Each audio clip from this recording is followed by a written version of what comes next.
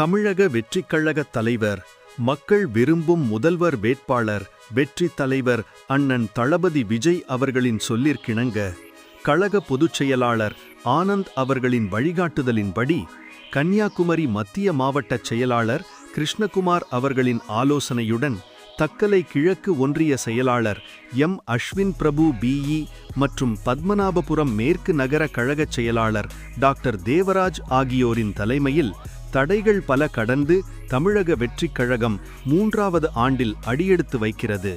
இதை கொண்டாடும் விதமாக தக்கலை கிழக்கு ஒன்றிய தலைமை மற்றும் பத்மநாபபுரம் மேற்கு நகர தலைமை இணைந்து தக்கலை கிழக்கு ஒன்றிய தலைமை அலுவலகத்தில் வைத்து கழக கொடி ஏற்றியும் கேக் வெட்டி பொதுமக்களுக்கு இனிப்பு வழங்கியும் கொண்டாடினோம்.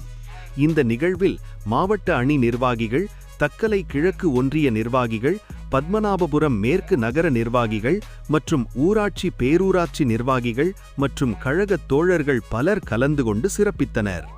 தக்கலை கிழக்கு ஒன்றிய தலைமை, தமிழக வெற்றிக் கழகம், குமரி மத்திய மாவட்டம்.